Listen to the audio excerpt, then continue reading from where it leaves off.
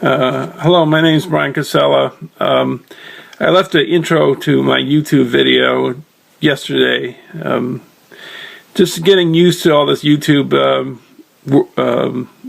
stuff, and first of all, I didn't figure out that I had it on private and it wasn't on public, so that was one thing that didn't work out right away until I figured that out, and I fumbled and looked around with it, you know.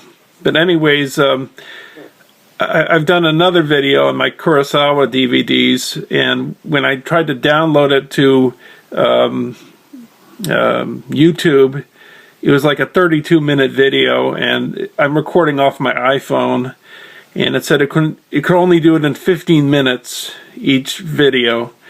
So I've been playing around with the iPhone trying to cut the video up. So here's the video in a few pieces, probably 3 pieces, and I'm sorry if it cuts in the middle of what I'm saying during the videos, but in the second video, you know, you'll catch up with what I just said. And I thank you very much for watching, and I hope you enjoy my videos. Thank you very much.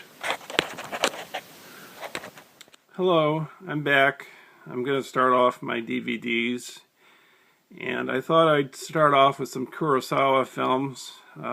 Most of these films that I'm going to show you I've seen before.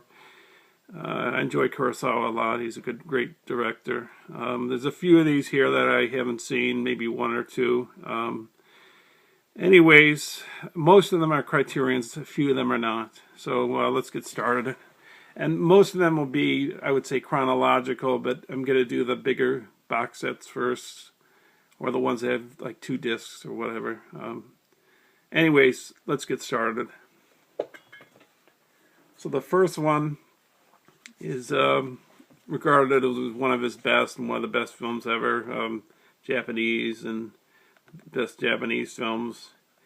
That's Akiro. It's about a man who has stomach cancer.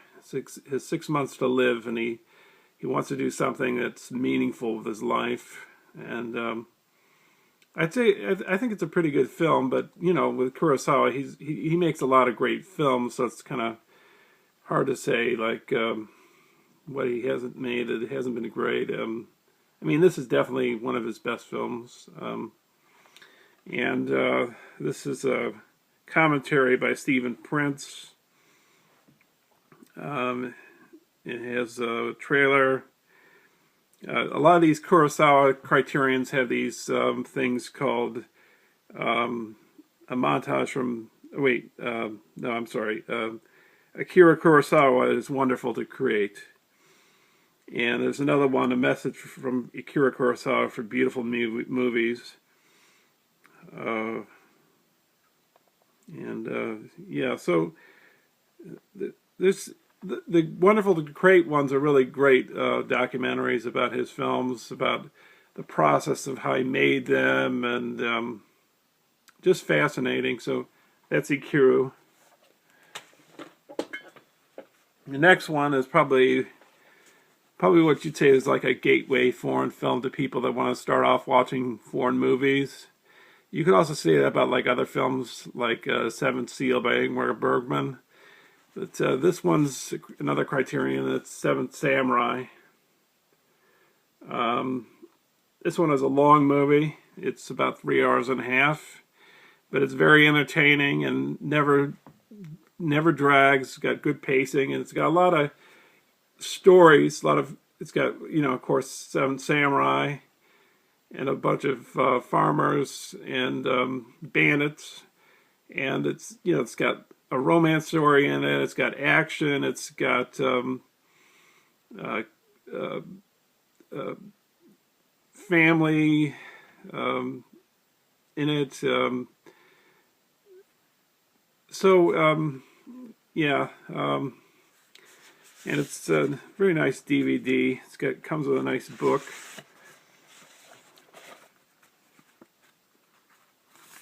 Let me see.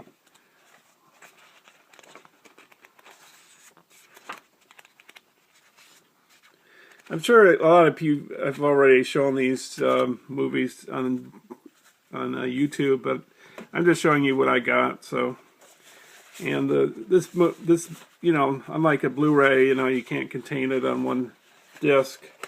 So you got the 2 discs, and the second disc contains some supplemental material, and then the third one contains the rest. And again, it is wonderful to create documentary as well. It's got let's see, interview with Nagisa Oshima, which is pretty interesting.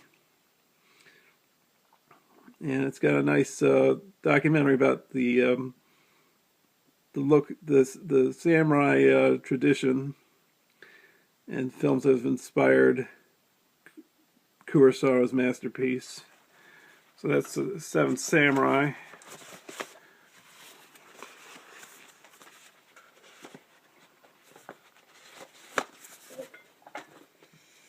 This one is one that came out later in his life. It's one of his later movies.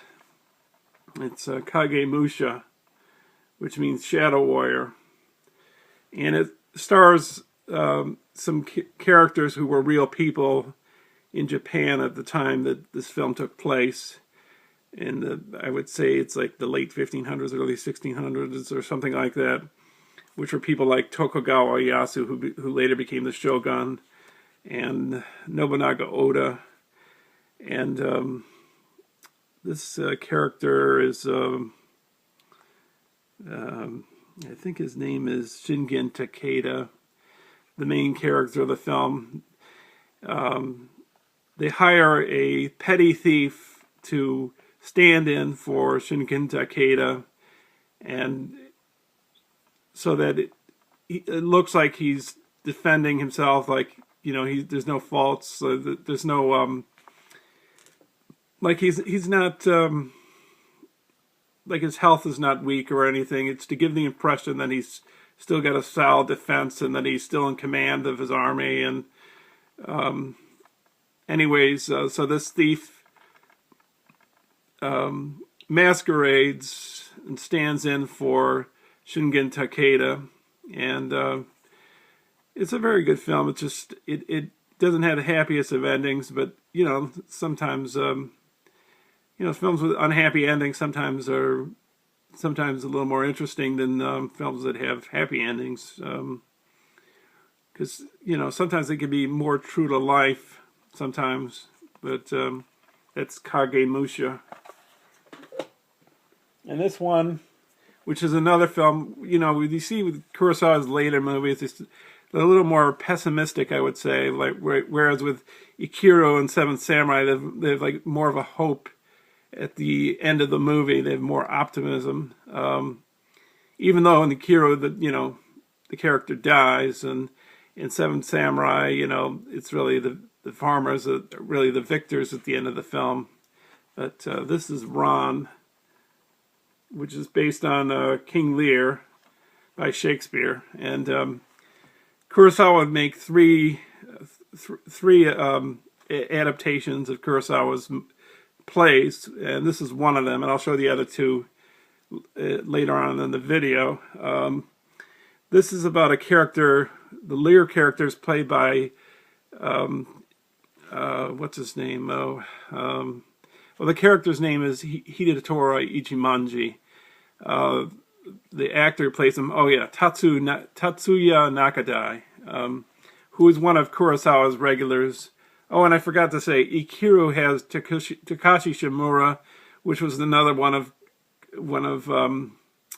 Kurosawa's regulars. And then with Seventh Samurai, Shimura was in that, as well as Toshiro Mifune, who would be another great actor who is one of his troupe, his acting troupe that, you know, represented Kurosawa in a lot of his films.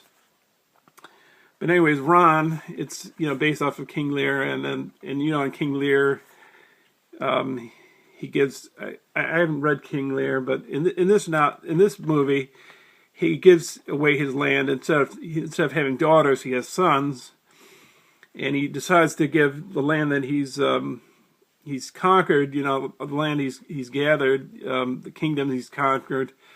He's decided to give it to his sons in his old age, but you find out that that wasn't maybe the best decision. And one of his sons at the start says, you know, you're crazy, you shouldn't be doing this. You should be thinking a little bit about this. And anyways, Hidetori Ichimonji throws him out of his land, and he manages to find some other people that will help him out.